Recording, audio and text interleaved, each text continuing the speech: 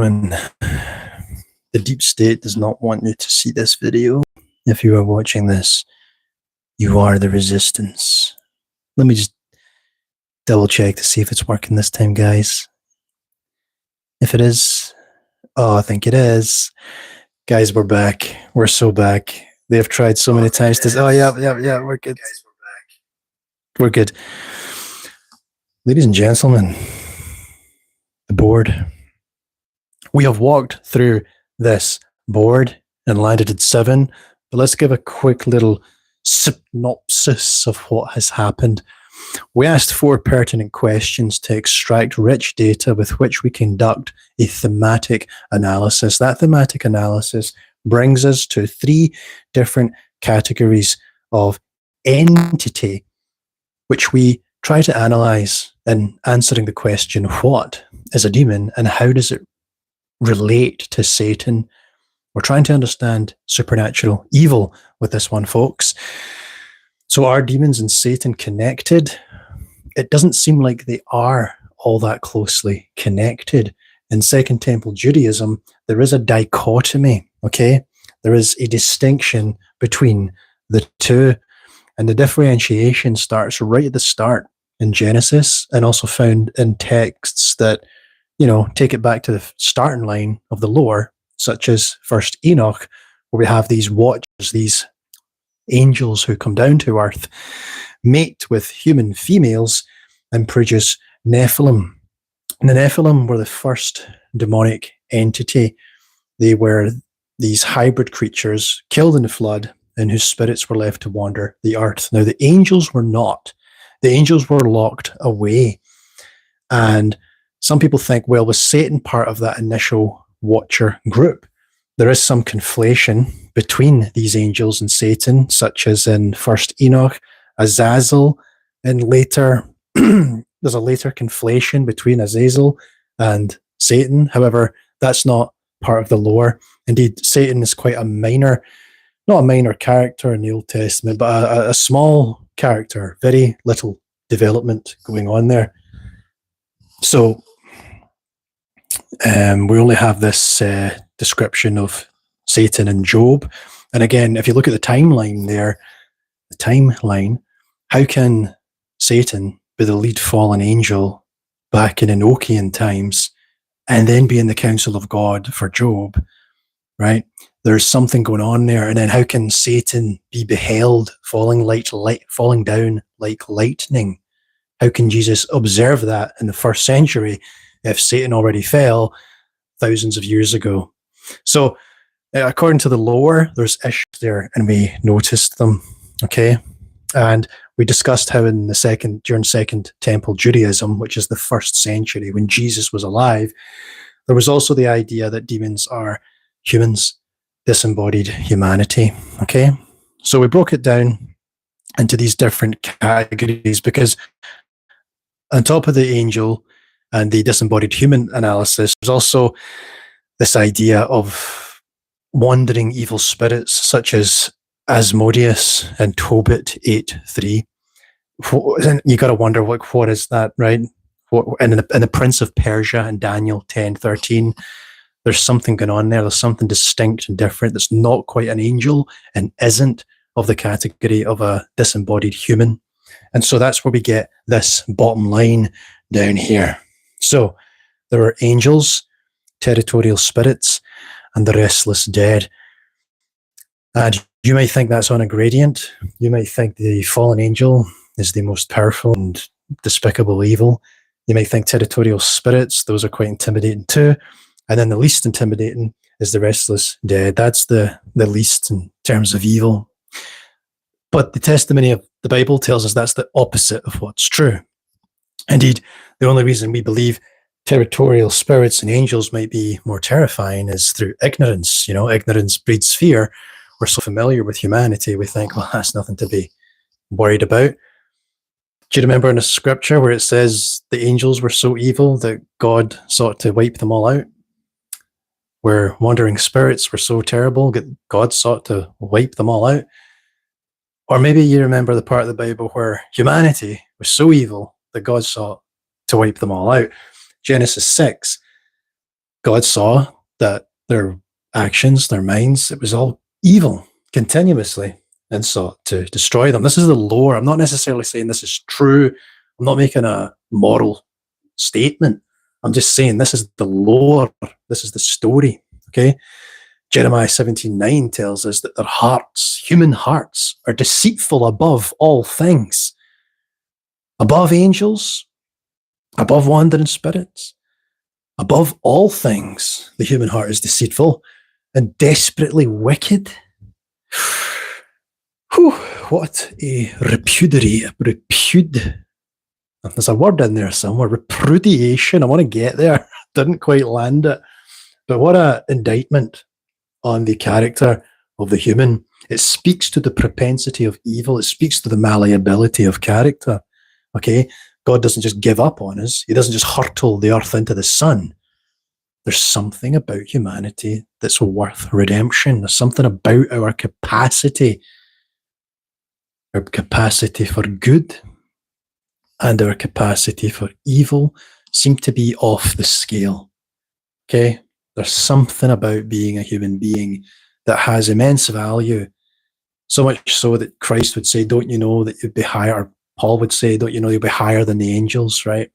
That you'll do greater things than these. There's something about the quality of a human being that's quite wonderful and also quite terrible and scary. So we talked about temptation. We're trying to deal with this idea of evil, where it comes from, the mythopoetic story that plays out in Israel demonstrates to us the relationship of sin, the human character. We have the law of the flesh versus the law of the spirit playing out in Romans 7. This contrast between the personal and the cosmic changes that are playing out. We see the contrast of willpower versus covenantal identity. We see justification by faith as this legal static standing of repositioning oneself in relation to God. But then there's also this dynamic aspect of it, the sanctification process. I called it dynamic reconciliation.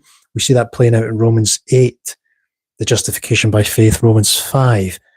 And that tells us something about the human character. It uses that pharisaical legal framing to communicate something that's invisible and transcendent and ephemeral and difficult to grasp, and it puts it into human terms because we're a spatial and physical creature, and that can relate a truth to us. It can distill the message in ways that we understand, and yet there are still things we do not completely comprehend, hence a video like this to try.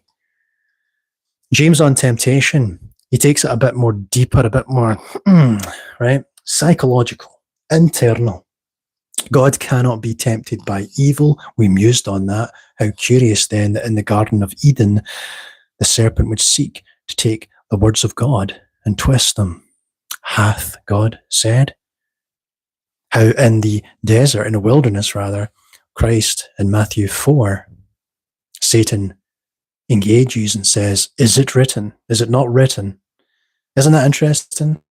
That James tells us that God cannot be tempted by evil and does not tempt you, but how Satan seeks to take the words of God and use them to tempt you. What do you think's going on there?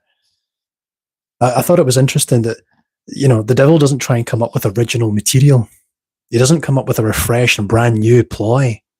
Instead, he takes the words of God and twists them and manipulates and tries to get you to engage in such a way that you'll appeal to the self. But Christ didn't appeal to the self in his own will. He orientated himself towards the transcendent, and that was the power and the success of spirit and truth in the life of Christ. But man is drawn away by his own lust, says James. And when lust is conceived, it brings sin and separation, death. So there's something about the quality of sin there's a well of potential within us. Okay?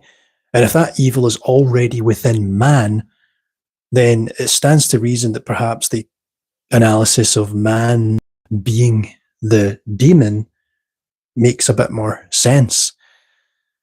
And so in full preterism, the implications of all this are that, the wheat and the tares are still very much growing. Human beings start off as babies. They have to develop and grow up, but they have a choice as to their disposition and where they are. And we'll move into this before we crystallize an answer. But the final point in all of this, spirit and truth. And I want us to pay attention to this concept. If you have insights, please cast your pearl. We ain't swine. We listening. Okay? John 4:24 to 23 to 24 tells us that the Father desires people who seeketh him in spirit and truth. Okay? We're informed in the same piece of scripture that God is spirit. Contrast that with material, okay? God is spirit. God is in the mountain. God isn't in the temple in Jerusalem. God is spirit. There's something deep and profound about that. As deep as the well that the Samaritan was trying to procure water from. Oh, okay, John 14:6. I am the way, the truth, and the life. Truth. I am the truth. Christ speaks the words of God. Okay? So you see the distinction here. You've got spirit and truth. Contrast that with flesh and deception. God is spirit. God is not flesh. And God is truth, not deception. So flesh and deception. Again, Jesus says, whatever you treasure, there your heart is also. So the analysis that the restless dead are indeed the demons makes more sense to me, because they would treasure the material attached to it and then be stuck with it, degrading in their potential, degrading in their spirit, turning into these restless dead. Because again, the well that they have to reach into is dark and gloomy. It's that resource that Eve tried to leverage with Satan, which is just your own self-will, your own self-desire. So that's a desert in itself. That's an internal state of hell, right? Don't say low there and low here. Don't say that about heaven or hell. It's within us, okay? That's what Jesus Christ is saying. It's not what goes into the body that contaminates.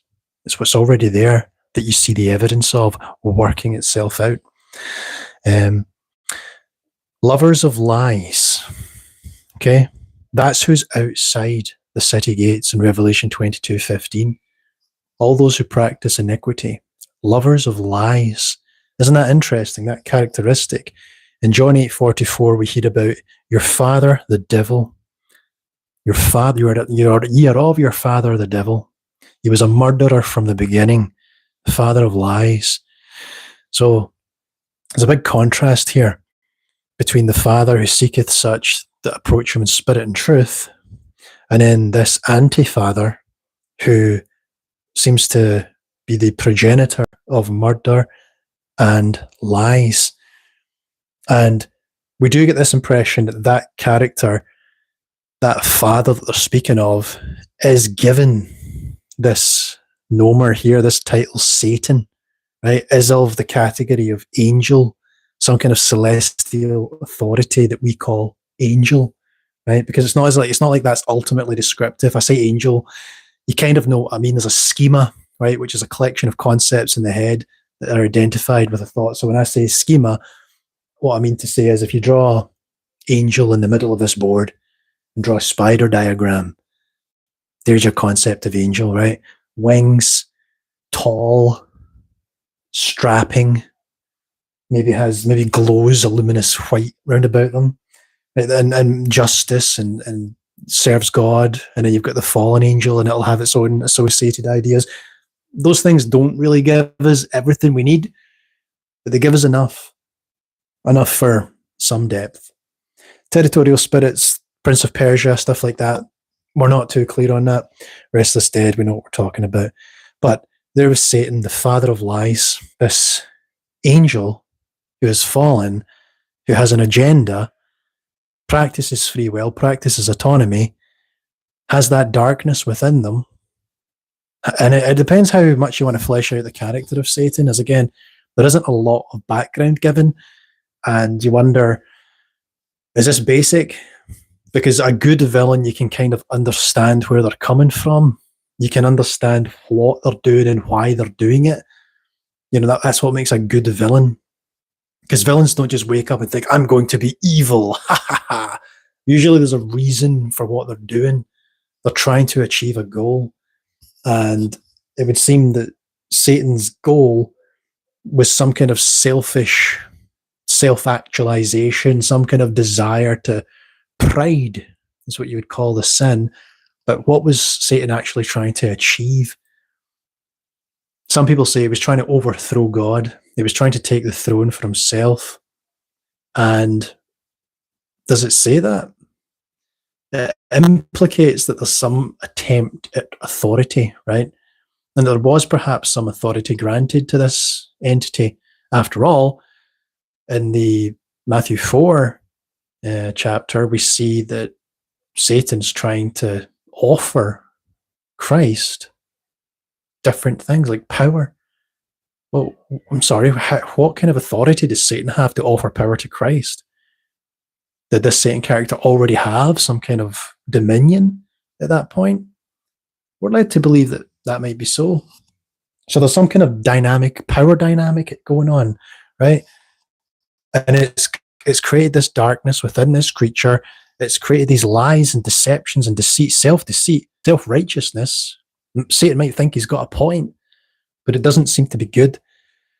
Very interesting. You could go off on a tangent here, but I want to try and answer the main question, right?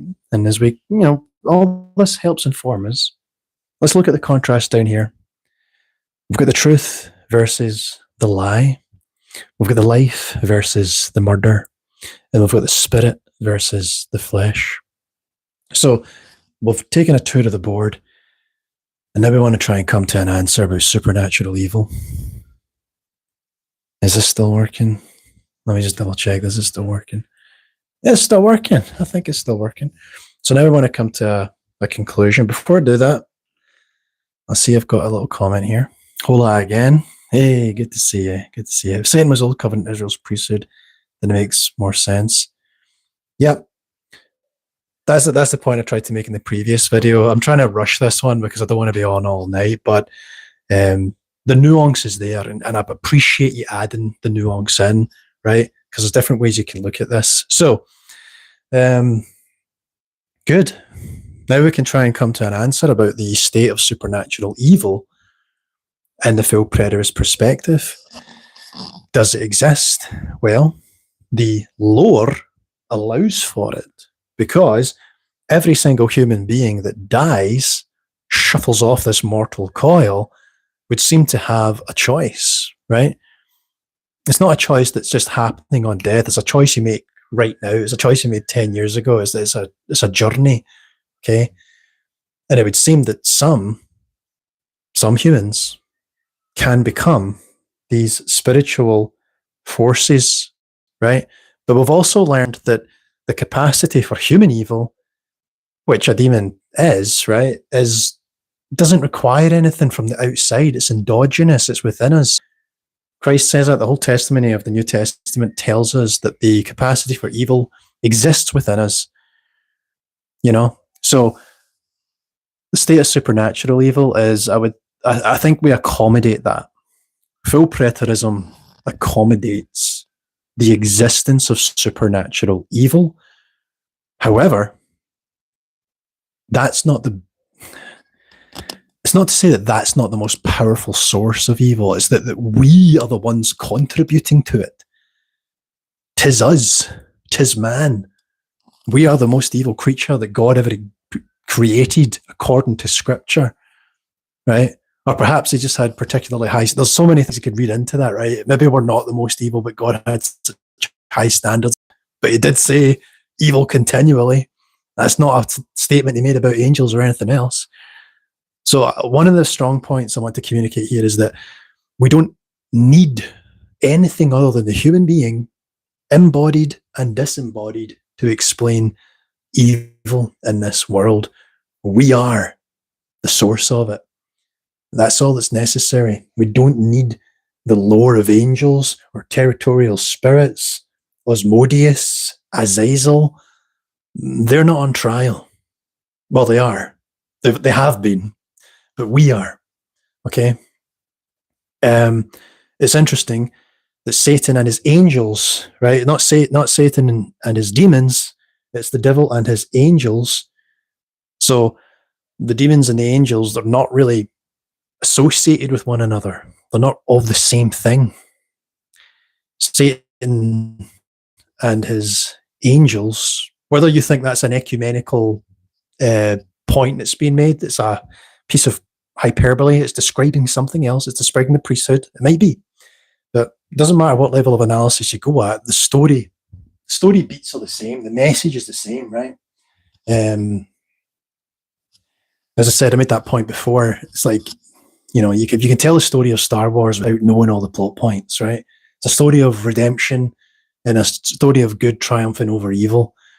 You can change the characters' names, you can change the plot multiple times. The main story beats are the same. So it would appear to me that, yes, there is supernatural evil, and no, it might not actually be necessary to explain the evil that plays out on this planet. And then there's so many different layers of explanation you could add. There's, again, the entire Bible blames evil on man's heart, not some supernatural creature. That's right. We are the most intimidating supernatural creature. We are. And I talk about that frightening potential we have for both good, elevated above the level of angels, and evil, right? It's interesting, Jesus does talk about Satan being the father of lies and the father of murder, which makes it sound like there's a hierarchy there. But like you're saying, could this satanic reference be be an allusion to the priesthood? And could it be an allusion to like Abel? That part of humanity. Because who was the father of murder? Well, the first murderer wasn't the serpent in the Garden of Eden. I mean, yeah, no, you could argue that. Yeah, you could argue that, couldn't you? But the way it played out in the story is there's a spiritual separation, so you could say that was a higher form of murder. But the actual murder executed by Abel is one that we would much more readily understand as a material creature. But again, if you're coming from a perspective of covenant creation, then there's another level of analysis on top of that. And the way I'm shooting from the hip here, I know what I'm talking about. And if you're informed, you know what I'm talking about. But the larger audience might be thinking, this guy's really riffing. He's all over the place and I'm not quite following what he's saying. It is after midnight here, so I'm sorry if I'm not fleshing out appropriately. Messengers that preach anti-Yahweh or anti-Christ. Well, Israel's priesthood did lie to all the nations, led them astray. No, that's true. There's certainly an element to the priesthood. There's a reason that Jesus is calling these people the sons of Satan, right? And that's not a literal thing. We understand that, right? What Jesus is saying there is not, all right, well, Satan is like a big queen bee and he's laying all these eggs, and then Pharisees and scribes and everybody comes out as the sons and daughters of Satan. He's not making that point materialistically. And yet, he is saying that the connection and the intimacy between these people in the priesthood and Satan is a real connection, right? But you don't take it literally. You don't think, right, he's saying that they're Nephilim. They're obviously Nephilim. That's not what he's saying. Christ has a way of talking that can be difficult to discern. When he calls Judas a devil, doesn't necessarily mean that he's possessed by one, because we already learned up here that we have the propensity for evil that outmatches any external influence. And I think we've arrived at the conclusion, and I'm just kind of beating a dead horse now. But you can see that we took a tour, and the previous video explores that in more detail. We took a tour, we engaged with the literature, we conducted a thematic analysis. We didn't have to, as you've noted, we don't have to necessarily conjure a supernatural explanation, but we did, for the sake of the question asker, discern 3 separate types of entity that are invisible and seem to have some of influence on human affairs, according to the lore, whether or not it's actually ontologically true or metaphysically true, right?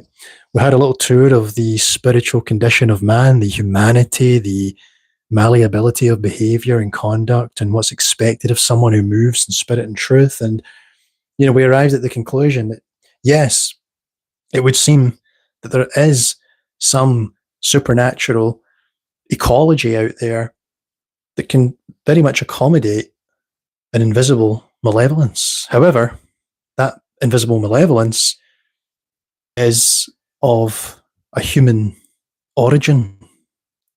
And maybe more, there might be more exotic elements, but it's sort of like Adam Smith's invisible hand,